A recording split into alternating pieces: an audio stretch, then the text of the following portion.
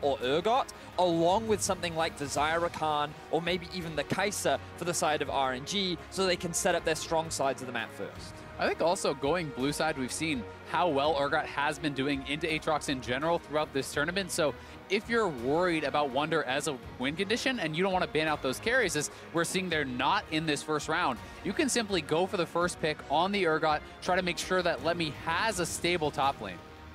And I'm looking at the bans right now. RNG have literally left everything open. I don't know if G2 want to give the Urgot away. They know it's going to get first pick by the side of RNG, but they are actually going to do it.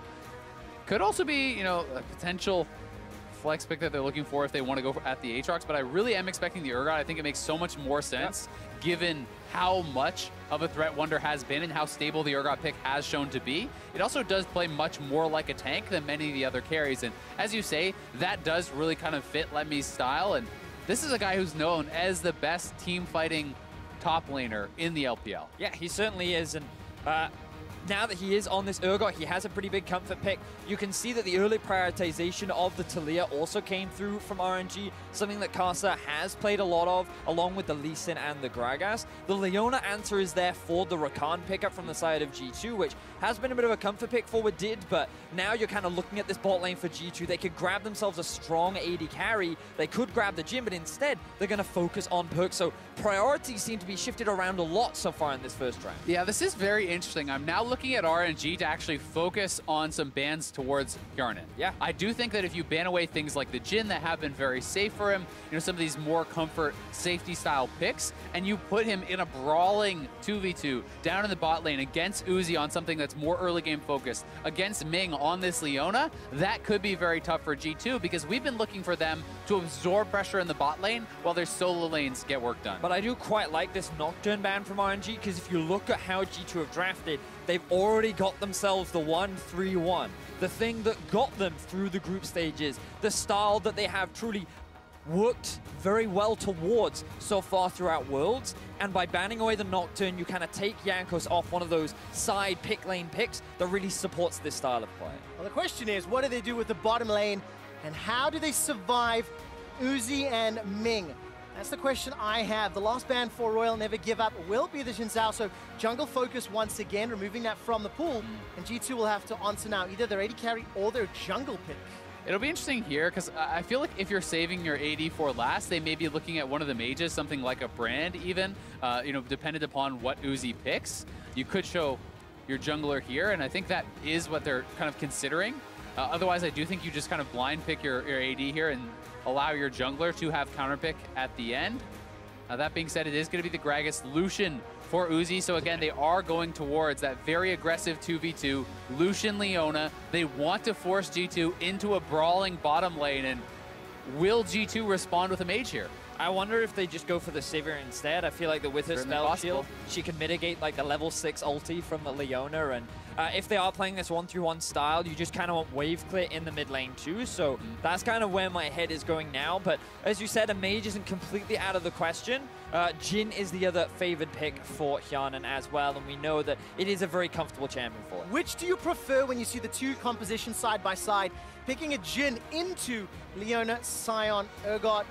Low mobility, if anybody ever gets in range, he's going to get done. I think I like the Jhin more for laning power, just because it offers a lot of wave clear. I think that when you think of the champions that Hjärnan's found a lot of success with, these mage-style champions, the fact that you can just spam those spells, push out the wave, and with your crits, you can actually trade pretty decently, I feel, against Lucian at early levels too. It's just that if you ever find yourself in a skirmish against that Lucian, you're very likely going to get out-traded. You certainly are, but I do agree. I think it's a good pick. Also, simply when you're looking at the range of the champion, Sivir is such a short-range champion, and when you're looking at Taliyah, who can wall off behind you, the Sion potentially roaming down from mid lane, this is a composition where you could very likely have 4 bot or 5 bot from RNG very early, looking to punish this G2 lane. 4 or 5 players in the bot lane around Uzi? It has been seen before. Never, Azael, never. I would not expect that at all. But I do like the fact you touch on those solo laners. Urgot into Aatrox, Sion into Ryze. One of the things that we were talking about coming into this game was how the G2 solo lanes could, maybe might, be able to outperform RNG solo lanes, and the champions favor RNG a little bit to cover that up. Right, yeah, it does feel like the RNG have drafted the way in which we expected when they run Karsa. Much more towards team fighting, Karsa being on a big damage dealer, going to be one of the contributors and playmakers in these fights, while XiaoHu playing for the team. LetME on that tank. It feels like RNG is saying, you know what, G2, we don't think you're going to get an early lead. We're going to take you to team fights, and we're going to crush you there. Well, the pressure is on G2. Can they enable the 1-3-1 and repeat the victories that they've already shown here in the World Championship? We're kicking off the quarterfinal between tournament favorites Royal Never Give Up and G2 eSports. The first time ever that G2 eSports has qualified for the best of fives and playoffs. And they're going up against one of the strongest teams to be here in the championships. Now, we talked about how RNG have drafted more of this team fight style, but they do have lanes that they can play around, in particular down towards the bot side of the map. You already talked about it, Azael, the fact that the Sion can use his ulti to roam down towards the bot side. They're running double teleport. You have the Taliyah ultimate as well, combined with the engage from the Leona. RNG have many options with regards to getting Uzi ahead during the laning phase. And it's very telling that this is not a scaling marksman in the bottom lane. They don't want to just farm off this bottom lane, trade farm, and then try to force a team fight, because they know if you give G2 enough time, they can set up the 1-3-1, and that can become a very strong win condition for them. Having that Lucian with the Leona really says they want to force the issue early before those solo laners can get online. And the thing for G2 is they have shown, especially against the Freak of Freaks when they played them the second time round, that as long as they're pretty calm and calculated in how they play the early game, they're pretty confident in PerkZ and Wunder's ability to generate their own leads. They don't need Jankos to make something happen in order to be strong. And when they actually set up for the 1-3-1, their ability to control vision, dictate where the enemy is moving around the map is actually very strong. So I feel like the responsibility falls on RNG to be the proactive team.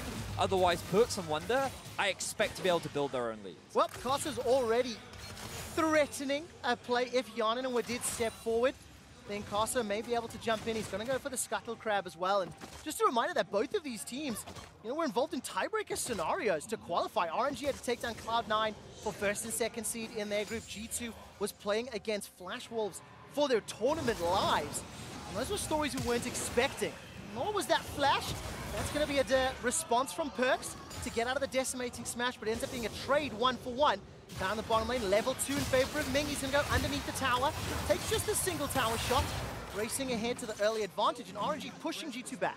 Yeah, pretty good job there from G2, though, absorbing that pressure, not giving up too much. And I did like the trade from XiaoHu. It does put a lot of pressure on PerkZ, who wants to play aggressive and get ahead. And Karsa basically spent almost no time waiting for that. He goes straight from one scuttle through the mid lane, gets the other scuttle. So pretty efficient pathing here from Karsa. And we can see that for Jankos, he actually decided to go through the top side of his own jungle, clear all of that out, and is now going to go back to base, pick up early boots, and he will have that Predator ready to perhaps punish XiaoHu, who is now flashless in the mid lane. But Karsa already doing what he often does, look for plays, trying to facilitate his laners and shut down these solo laners from G2. Yeah, that rock surfing really helping Karsa just get across the map and starting to accrue that advantage already. And I touched on the group stage performances. G2 making that run through play-ins into the group stage, really showing off their 1-3-1 ability. But when I went back to watch the RNG games from groups, I got a little more nervous about their playstyle because they had their hand forced in several team fights and did not look to be in control of the game. Let's see whether or not they can survive. Here comes Jankos down in the bottom lane. Body slam's available to him. The target is Ming. He's already used the flash. That's a 3 versus 2. Ming will go down. First blood picked up by Hjärnan and G2. They're looking to escape as Uzi dashes forward. There's a roar of the Slayer onto Jankos. He manages to survive with the summoner heal. G2 eSports, first kill on the board. Nicely done there from Jankos, as you called it. He gets the early Predator boots and makes it work on the first gank. Not only do they get the kill, but they get the TP out of XiaoHu. So relieving some pressure there in the mid lane for PerkZ, so you can see he has a pretty nice advantage off of that. And you've got to evaluate how overall worth that was for G2, because the cost for Jankos was simply his flash. But the fact that RNG sent so many members down towards the bot side means they lose a lot of pressure. And here, Ming and Uzi are just trying to be aggressive. That's what you do on a Lucian Leona lane. They don't expect Jankos to flank around from behind. That control ward in the river doing absolute work for G2. And while XiaoHu TP's in, he's able to get the slow onto Jankos. He's able to duck out away from Uzi.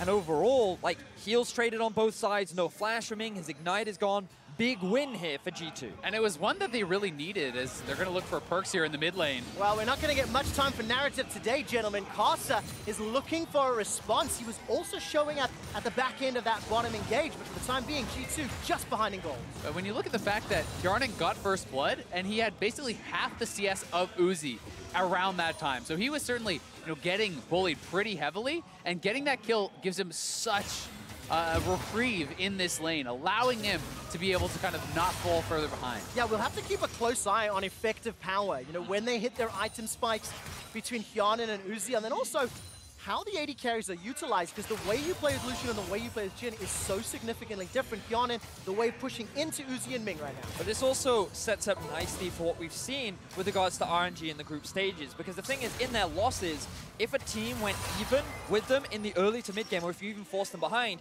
you can see that around the mid game is where they really struggled. Teams were very good, especially Cloud9 and Vitality, at forcing fights around the 20-minute mark. Just look at the goal deficits that they found themselves in that mid game. And I think one of the biggest things about this is the teams that were able to dictate the pace of the game to RNG were able to have a much better time. If you let RNG sit back and play their own style, Uzi accrues such ridiculous farm advantages, picking up so much jungle farm, and they fight really well around those item power spikes that he's going to be able to pick up faster than your players. And I think that might be why Jankos is showing his face down bottom again.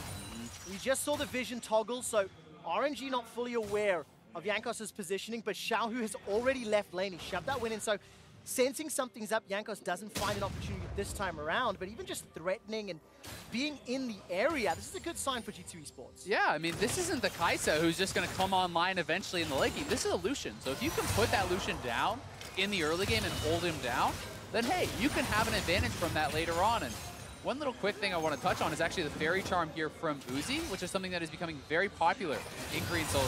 Well, we'll get a chance to touch on that in a moment. That's a defensive flash from Hjärnan. Ming is the target for now, but Jankos is holding on to the trigger. I heard a Sion ultimate, but not quite sure for what.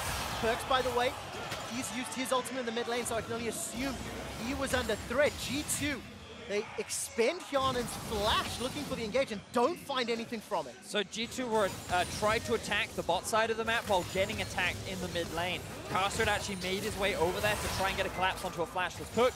They couldn't find it. Now Ming looking for more, but isn't able to lock anyone down. RNG trying to be very proactive in this early game. They really have been, but G2 has been doing a good job absorbing that pressure. Hjärnan and Wadid are not getting caught by these Zenith blades. And yeah, you're not expecting a tier from Lucian just to close that out. It is just about some mana regen for the laning phase and then selling it later on, similar to how people use refillables. And what we can see is that at the top of your screens, the gold is even. But when you look at the scoreboard, you can see the farm is pretty different in the jungle and on the AD carry position. And even though that they're at these big deficits, the fact that they found that early kill onto Hjärnan, the fact that Jankos was involved in the first blood, means that while RNG are doing well in terms of the farm department, they're staying even in terms of gold. Yeah, exactly so. And then it's going to really start to come down to when can RNG look to try to start forcing the objectives? Because I really do feel like with this composition, you want to group up, you want to fight for early dragons, you want to force G2 into these uncomfortable situations.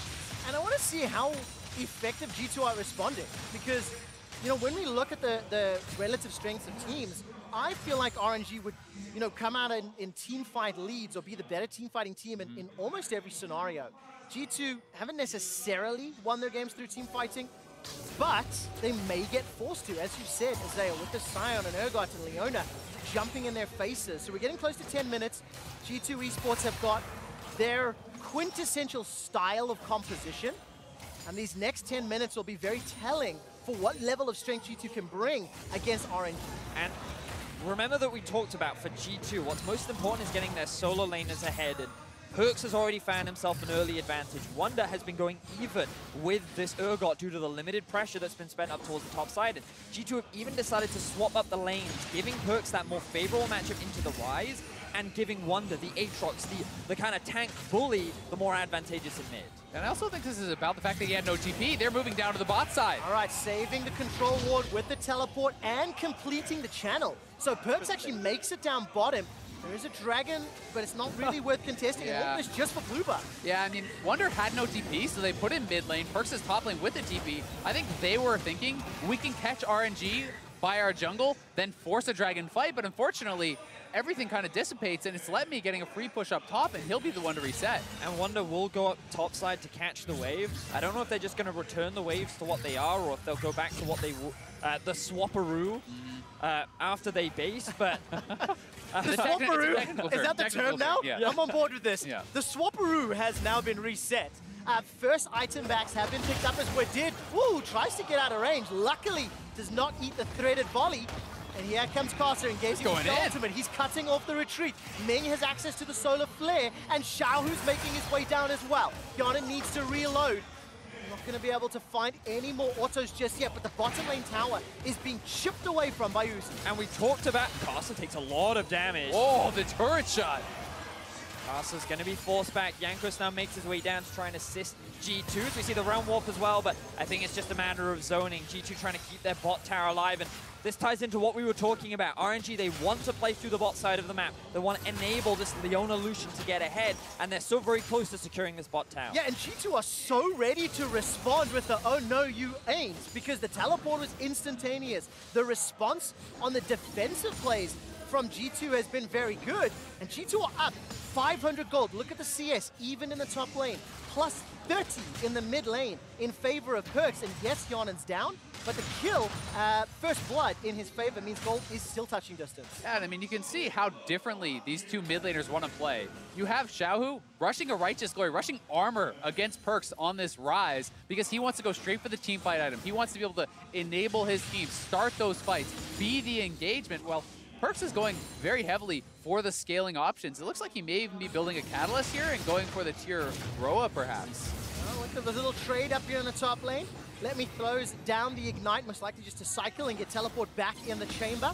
But again, the swapperoo has taken place, and PerkZ has now reclaimed top lane. Yes, he certainly has, but Uzi is very close to taking away this tower. And it's just gone. This is a really big deal for RNG because whenever G2 have drafted this 1-3-1 style, one of the big issues that Flash Wolves had against them was that they couldn't find that early game proactivity to open up the map, allow them to snowball these team fights. But now Jankos in the top side. All right, LetME's in a little bit of trouble here in a 2-on-1. PerkZ and Jankos gonna look to drop him down. It's an easy kill secure at the cost of the tower bonus plus Ocean Drake. So G2 will try to get a tower reply, but I think net advantage still in favor of RNG. Certainly so. It's a good counterpunch from G2, but the fact that this solo turret gold on first turret goes all to Uzi, and he's up almost 40 CS is really scary when he has that Blade of the Rune King done. 12.5-minute Blade of the Rune King, Azael. Yeah. That is going to hit like a truck. And this is exactly what RNG want to do. Use the Sion, the Leona, the Uzi in the next, mid-game portion where they are stronger than G2. And so here we see LetME. He didn't respect the fact that he had no topside control. All of the RNG members had invested all their vision and time towards securing that bot tower. This means that he was overextended top. With the damage from PerkZ and Jankos, they were able to find themselves a kill. But more importantly for G2, one of the solo laners is getting even further ahead. And if we look at the gold, we can see that PerkZ is actually about 1,000 up on his lane counterpart, whereas Uzi is the same on his side. And the two big carries for either side are getting the gold that they need. And I think these next 5 minutes are actually so critical for G2 because you're having all these one-item power spikes coming through for RNG. They're going to try to move around the map, force objectives, take down as many turrets as possible because Uzi knows he's ridiculously stronger than Hjärnan right now, who doesn't even have the BF sword for his Stormrazor. Okay, so I have a question for you, gentlemen. Stormrazor did just get completed in the very last second of your statement, Azael. As we crest the 15-minute mark, how much do G2 have to hold back? You can already see the second tower has fallen. RNG are going to be the ones making the proactive plays. They're starting on Herald, but at what point do G2 really feel like their scaling can start to benefit them and help them out? I mean, honestly, I think they want to avoid team fighting for most of the game. They're trying to go for this split push style of play, and when your marksman is fairly behind the other one, this is what RNG needs to do, and G2 need to split the map, pressure turrets. All right, Jankos is going to throw down the stopwatch, try to contest the Rift Herald and just concedes his life. I have to question the decision-making over a Rift Herald. I don't know if that's worth it. So I think the goal there was because in order for G2 to continue scaling up and to give Hjärnan and Wadid an easier time just wave clearing in the mid lane, they wanted to deny this Rift Herald because with it in the back pocket of RNG, they can now just send their Lucian, their Taliyah and the Leona with a Rift Herald to help secure that mid objective, and now stalling for time, setting up for the 1v1 becomes so much harder for G2. Yeah, I think that's exactly what we're going to see RNG do now. You're going to see the reset. You know, Uzi buys up. He already has all the pieces of a Black Cleaver. You run straight down mid, drop the Rift Herald, try to look to force there because you should have the Righteous Glory completed as well for XiaoHu now. So these guys really are ready to go. And the important thing to note here is how different RNG is compared to a lot of the other teams in Group A from the group stages. One of the big criticisms that so many teams had was you need to be proactive, you need to be willing to make stuff happen against this 1-3-1 comp because it eventually reaches a point where you can't handle the side laners. They generate too much pressure across the map, and this is a perfect example of how to do that. Play towards one lane, open up the map, start moving your strong side around, and just keep the pressure up so that these side laners don't have time to be split push threats. Yeah, and I think it's really interesting to see this game because one of the questions I had coming into this series was, which response will RNG take? Will they try to match G2 in the side lanes, try to attack those side lanes, or will they just play to emphasize their strengths? And very clearly in game one, the plan is emphasize the strengths, pick the bully lane, force objectives, make G2 come to you. And right now, they're running to G2. PerkZ gets a little caught out in the jungle, and the next few minutes are crucial. If G2 want to use their 1v1 style of composition, they cannot afford to fall further behind. A 4-man stack of G2 eSports is defending the mid lane, but the Rift Herald has been dropped by Uzi, despite the minion wave being cleared out. So a full charge, and the boop will drop 70% of this outer turret's hit points, and it will fall down. No contest from G2 eSports. They are going to be forced to back off, though, because of the pressure PerkZ had elsewhere. So they won't at least be able to take that forward for this year, too. But this is exactly what we expected from RNG. They're kind of playing a textbook right now. They're yet to lose an outer tower, and this goal lead is starting to mount in RNG's favor. I feel like that they kind of read the recipe book for how G2 like to come together, and they're kind of picking apart all the ingredients, preventing this 1-3-1 from going to be. Yeah, exactly, and that means that it's up to G2 to find an opportunity now. They're down 1,200 gold, they've got no towers to their names. They have hit the 1-item power spike for some of their carries, but RNG are getting close to 2 items now, and they're gonna start to accelerate ahead. If there is one thing I have been happy to see, is that either PerkZ or Wunder have been applying pressure on one of these side lanes, and the first outer turret should fall shortly in favor of G2. And this is the coolest thing about this matchup for me, because it's kind of gone almost how we expected, in that PerkZ and Wunder have built their own leads. You can see them with the CS advantages.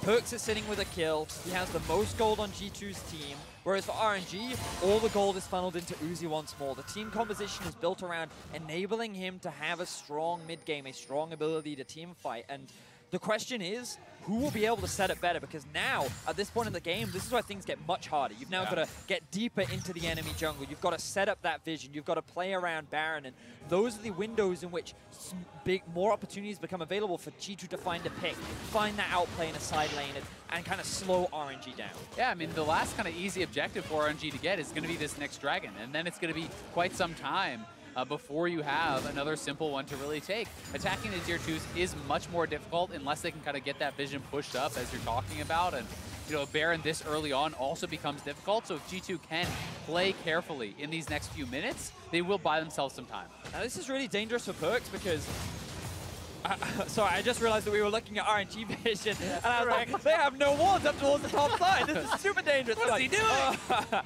then I realized, of course, it is in fact PerkZ who has all that vision available to him. And he had all the support as well. A number of G2 members backing him up just before Hjärnan decided to leave. By the way, Uzi, with the Black Cleaver completed, just throws down the culling and forces Hjärnan away. And Wunder will be able to escape with his life. Needs to use the ultimate though. No flash thrown down yet.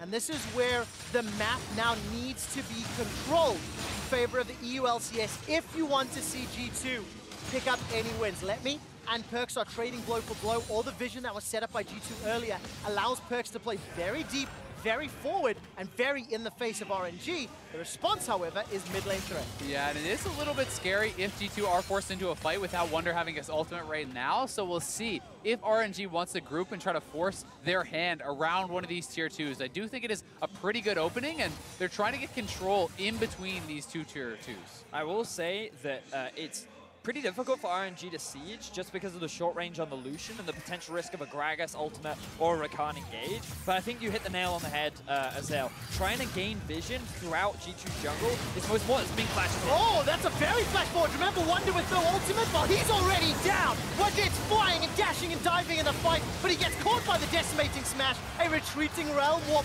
cannot escape from Karsa. He's threatened to follow through G2. And look at that. PerkZ is down. That's the third of the fight. Only the duo left standing, but not for much longer. Hjärnan is feared beyond death.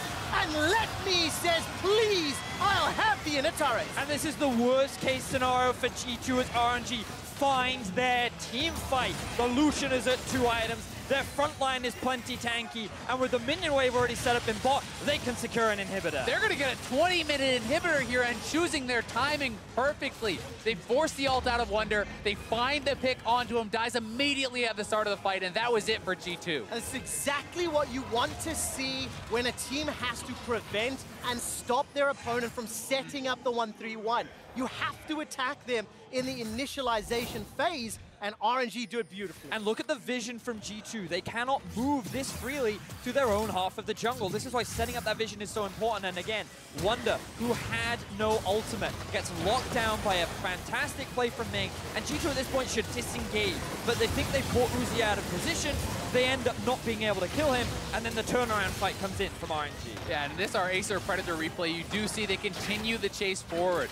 Wadid and PerkZ getting so low. XiaoHu committing fully. They know this is their fight with the engage. You have to say the Wunder pretty bold to actually be queuing back towards the team without having vision, and now Ming is on the hunt again. Oh, Zenith Blade just sidestepped by PerkZ, but I was waiting for the solar flare. I thought that was coming, Azael. PerkZ manages to get just off of that really good seismic sidestep. shove. And look, it's a 4K gold lead. The inhibitor is exposed in the bottom lane, and this gold growth up to 4,000 in the blink of an eye. Yeah, and I mean, the scariest part about it is that Uzi has nearly 3,000 gold lead himself, right? And that is the most important member on the team right now. Not only is he on 2 items, but he has tabbies and a QSS. So he can dive in, has tons of damage, and a lot of safety. And of course, if anybody caught the Uzi feature from earlier in the day, it was narrated by Froskurin. Uzi and Raise the Puppy, is a story as long as competitive League of Legends itself. This composition, he was the tip of the spear, and he's being used to great effect. His QSS now to back up the Ninja Tab means it's going to be nearly impossible to lock him down long enough to kill him. And RNG, they're playing the Baron game to seal the deal in game 1 here. Yeah, I mean, the puppy's looking pretty grown up, Trevor. Oh, yeah. It's a big old bulldog now, so you got to be very, very careful how you fight around this guy. And RNG, they just have full vision control. You can see how dark it is right now for G2. This is the easiest way for RNG to set up for a Baron fight, but they feel so confident that they're just walking up to this tier 2, using the Taliyah wall to just secure themselves another objective. If I recall correctly, the first stage of groups in the first 3 games, RNG didn't prioritize the Baron. They didn't need it. They were able to win the game just through macro, just through map-based play and decisions. They got themselves 6 towers down, the only non-base turret from G2's in the top lane.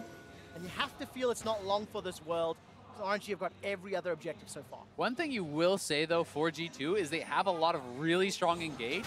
So if Uzi does misstep, if they can find him with Jankos, with Wadid, on these hard engaged champions, there is an opportunity to win a fight and then start to turn things around, to buy enough time. And G2 really does need to look for that sort of a fight, because right now it is RNG dictating everything to them.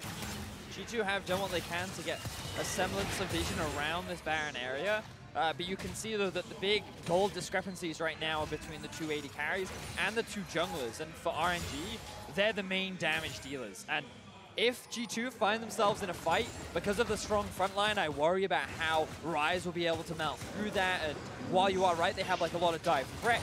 I feel like with the all-in potential that RNG have, they might just immediately attack the front line. So I'm looking at this for G2 and I'm thinking they're going to rely on RNG to make a huge mistake right now if they want to stand a chance of turning this around. Well, RNG are going to turn around the 2v1 in the bot lane. Here comes Sion. PerkZ are running for their lives after the teleport complete. Solar Flare onto PerkZ. Going to hold on to the flash, and it's Uzi on a killing spree. 3-0-3, 100% kill participation. RNG are wielding him beautifully. And this was G2 trying to attack the side lanes, trying to utilize the power of PerkZ to help Wunder find a kill onto LetME.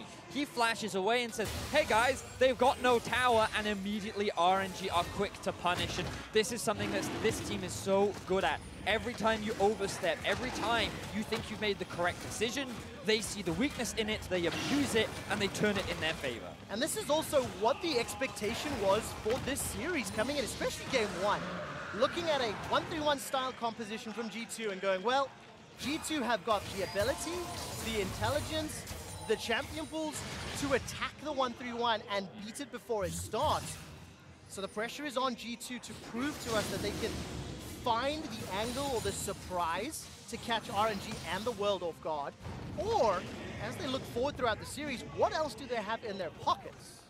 Yeah, and I think it gets very tough for G2 to hang on a game like this with double Mountain Drake also on RNG. Yeah, I actually really prioritize that Dragon over any others in a game like this when you're running essentially 3 tanks. Infernal is probably even less important because this gives you such easy access to potentially rushing down the Baron. It's less time for G2 to be able to respond, which means they have to face check more aggressively. They have to get over here right now, and RNG can force them into a fight they're not ready for. Teleports coming in north of the Baron pit. Baron's down to 50% and Ming is looking for an engage. Solar Flare is available to him, but the Xenos Blade doesn't find a target. They pulled RNG off the Baron and Hjärnan sidesteps the drift. Now there's the engage from XiaoHu. He's flashed over the wall, and Weavers will lock out G2 eSports.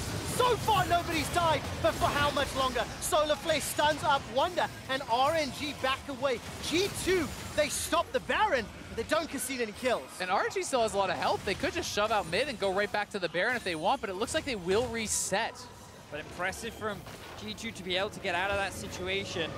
The fact that RNG, they played the setup perfectly. They knew that they could win the 5v5. They forced G2 to come and check the objective.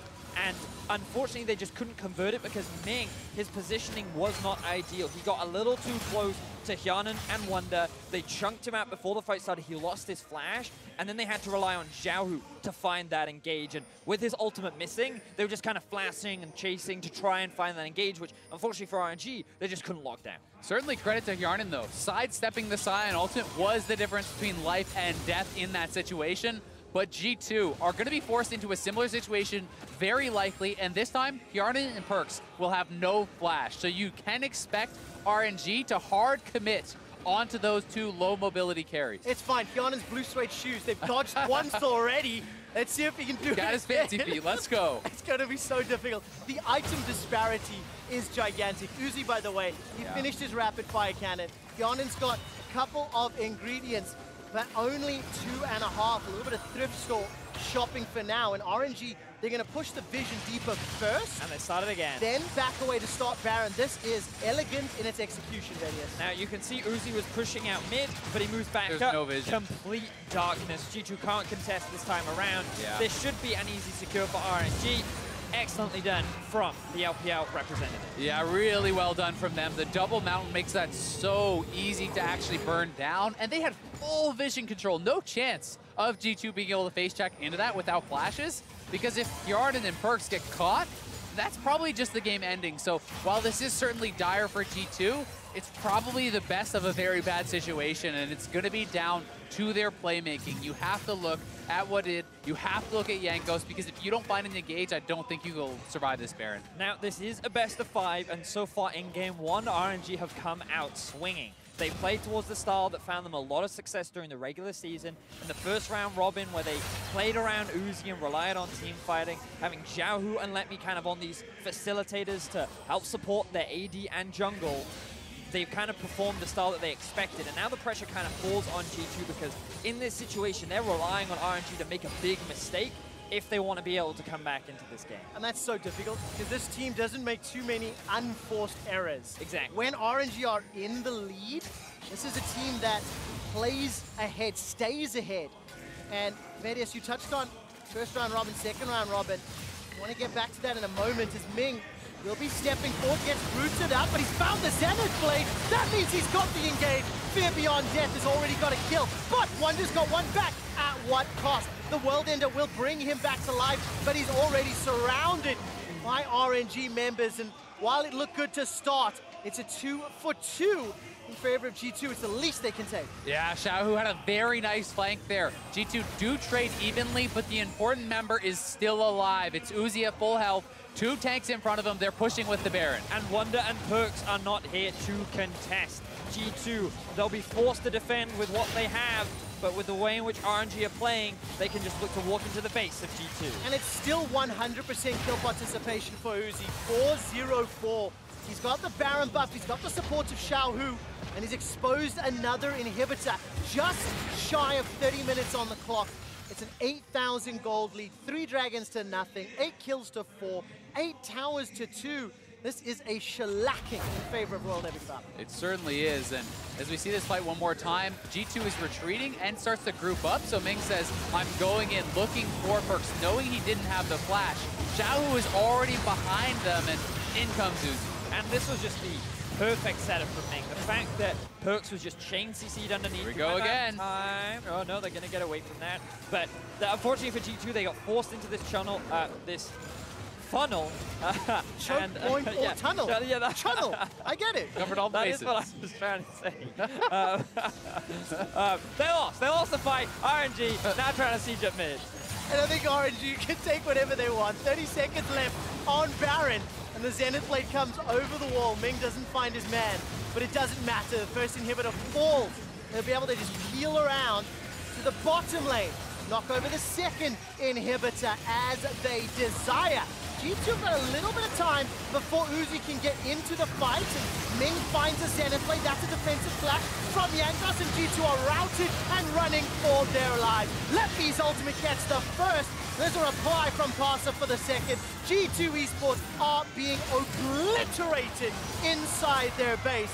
It's a double kill for Uzi to close it out, and they're going to look for the ace before they finish the base. LetME is trying to hunt him down with those shotgun knees. The Nexus turrets start to fall. Royal never give up. The #1 seed from the LPL.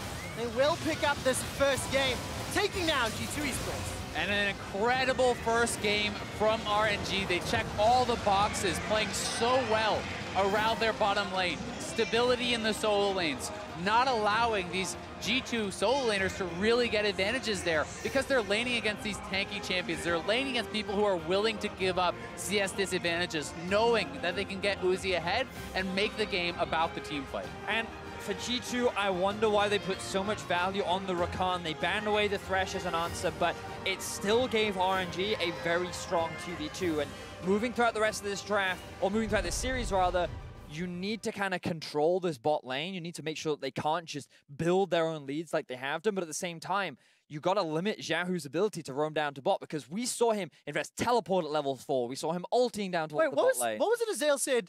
This composition could have like a party of 4 or 5 people in the bottom lane. And these are the two key factors I feel G2 need to find a shift up if they want to stand a chance. Because RNG, well, hold that thought. We're going to find out. G2 will have side section for the next game. But first, RNG, they start the series with a win. And exactly how they did it, we're going to head to the State Farm Analyst Desk. Thank you very much, QuickShot. Now that's the kind of game one you expect out of a tournament favorite. Control from start to finish for RNG. It wasn't a quick game. It wasn't overly dominant by any means, but they did take the steps one at a time. As Azael said it, they checked the boxes from minute 1 to game victory. Yeah, and I do find it interesting the way they did it as well with the Lucian. It's not the tournament meta in the bot lane, right? It's not Karsa Xayah, but it's still a dominant performance, right? He hit the item power spikes to basically make him untouchable and still dominant in team fights, but it is showing an adaptation from what RNG showed earlier on in the group stage. And it's what they did at the very end of that that final day of group stages was go back to the more early game bot lanes. Yeah, it's getting 2 looks from RNG. They can play the lane phase, they can play the Kai'Sa, the hyperscaling, and they can also play 1-3-1 if push. Ryze is one of XiaoHu's big picks. It's one of the champions that he has done well on in the tournament. And so if they, again, are pushed back to the wall, feel like they're in the back foot, they can scramble for different strategies. 1,500 gold in 15 Yeah. minutes. This is a really good answer Uzi's against G2. We saw this a little bit in the group stage as well. When the G2 bot lane fell really far behind and lost the early turret, the enemy AD carry and support just started going from lane to lane to lane. And all these split pushes on G2, they need time. They need items before they can carry a game. So they end up losing too many things when the bot lane falls behind, like it did here. So I think we're going to see a change. The Rakan pick was maybe not necessary, a little bit too risky in the laning phase, but I'm not sure if you have any answer to a Lucian, actually. Play Sivir, play Jhin, you probably lose the lane no matter what. But the thing is that there is a blueprint to beating RNG, and we've seen it done multiple times, and it starts with contesting Uzi. And I do agree with you that it's hard to contest a pick like Lucian, but you have to do something, and that's why when we talk about the stylistic mismatch, the 1-3-1 versus RNG's, big 5v5, oh, this could be good for G2. Maybe they force RNG that they never get to 5v5. But the fact that G2 don't support their bot lane, they don't give them a lot of resources. We saw Jankos with an early game here. I was going to say, we say that, but Jankos paid attention to that bot lane, and they continued to lose. But that's the thing. Like, you need to prioritize having a kill-oriented lane or having the push there. You have to contest Uzi. You can't just let him walk over you in lane phase. You will never win. I gotta say, as long as they're gonna be drafting Lucian, Leona, and with Taliyah and a bunch of tanks that can go down there, that's gonna be hard. I think for G2 at least, finding a way to pull pressure away from that lane, which could be not giving away Urgot, right? Or, I mean, there are also just matchups where the players themselves make it difficult and you can't solve it in draft. Sure, I think what we also could see is a more early game focused jungle pick and then try to actually hard commit around solo laners for early ganks, not necessarily go bot lane. Because I think at some point you got to make a choice, as G2 is saying, do we go to the losing lane and try and stop the bleeding? Right. Or do we try and speed up our actual winning lanes so we might get some pressure earlier in the game here? And that's one of the decisions they have to make going into game 2. That's why I thought the Urgot, the Sion, and the Taliyah were so important, because then if you try to target any of those lanes, Urgot has just been dominating these lane phases. Sion is basically an unmovable boulder, and then Taliyah has so much tempo because of how quickly she moves through the jungle. So it's like, I agree with you, like maybe you try to flip it, try to camp maybe Wunder's lane or PerkZ lane, try to unlock him, get to bottom, but how do you break any of those tanks? Think it over for a second. We'll come back to your guys' thoughts on how they should adapt coming into game 2. I want to take a look at one other fight in this game. Down in the bot lane, RNG picking up a 4th row. Yeah, this is a situation where you could see G2 thought this was an opportunity to turn because RNG didn't have everyone there at the start, but they really just got baited in. I mean, at this point, Uzi's got high CDR on Lucian, able to dash pretty much everywhere, and at this stage in the game, the Lucian is actually at his strongest point, so G2 kind of gets sucked into a 5v5, which they had no chance of winning. Exactly. G2's combo are not supposed to win these 5 versus 5s. At this point, they're supposed to hold mid with the Jhin and have push in both side lanes with the Aatrox and the Ryze, but you never get there when you do fall behind early, and that's always the risk with 1-3-1. And one of the problems where, even if we said stylistically, G2 actually could match up nicely with the solo laners, because they can fall behind early through the bottom side, it can then suddenly be a really bad matchup. Uzi piloting that Lucian will be your MasterCard player of the game. Again, at the top of the day, we talked about RNG putting all of their resources behind this guy in the bot lane, indexing into that hyper carry style, and it's already paying dividends in this best of 5. When we talk about signature picks, Uzi has 2 legacy picks. He, of course, has his Vayne, and he, of course, has his Lucian. This was the champion that he piloted all the way to the 2014 World Championship, and now we get to see him again return to it in 2018 when he decides that the Kai'Sa and Azael aren't doing it for him. Now I'm coming back to you guys on the adaptation points because I've received word that G2 has elected to go over to blue side. So unlike our first series of the evening, the teams are going to trade sides this time around. Now, with everything that you guys were already spitballing on, where is the fix for G2? Is it go harder into the bot lane, or is it completely divert your attention and go elsewhere? With blue side, does that, kind of adjust the way you're thinking coming into this game too? Well, we know first pick-wise, they're looking for things like Akali, Irelia. That's what they actually found success with when they first picked that before. They can flex it between both solo laners. So they are probably trying to force a couple of bans from RNG. I don't think the Heimerdinger is going to be left open because of it, but the Tahm Kench could be one. And that is a big thing for G2. If they can find a way to get that support in the bottom lane, it's a lot easier for them to actually play the early laning phase because Rakan can't do it for them. But if they do the Tahm Kench, the LPL loves picking Kalista into Tahm Kench because they have kill threat on the gray health because they stack them full of the Rens and then Ban it just in wait to second pull. phase. They'd have to, because if they see the Tahm Kench and they let it through, I almost guarantee that Uzi will insta-lock Kalista. Yeah. Does Wunder play the other side of the Urgot Aatrox matchup? I think if you can first pick Urgot, you might have to because there's so many other bans. I'm just thinking about if Uzi's not willing to pick a late game hyper carry, it's going to be real hard. Like the Lucian, the Kalista, the Varus, there's just so many things he can pick. What's Hjärnan's best early game AD carry? I think it's Jhin. Is it I mean, Jhin? it is Jhin. However, if G2 The support decide... choice. Well, support choice obviously can be better for them, but there's another option for G2. If they do see the full tank comps again, pick a Sivir. Start picking for team fights instead. Urgot comes in first pick, Sivir comes in next. You can actually play 5 versus 5 and try and match RNG there, even though that is normally where RNG are really strong and G2 have struggled. It's clear that G2 is going to have to find something special if they want to put 3 wins together against this terrifying RNG squad. The reigning MSI champions have picked up game 1. We'll see how G2 responds when we return.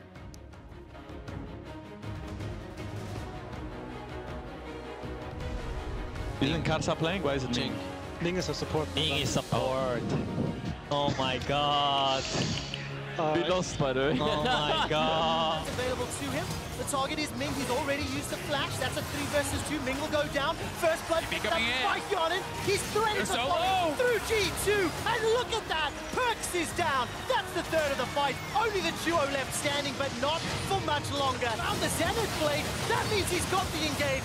Fear Beyond Death has already got a kill, but Wunder's got one back. At what cost? LetME's ultimate gets the first. There's a reply from Karsa for the second. G2 eSports are being obliterated.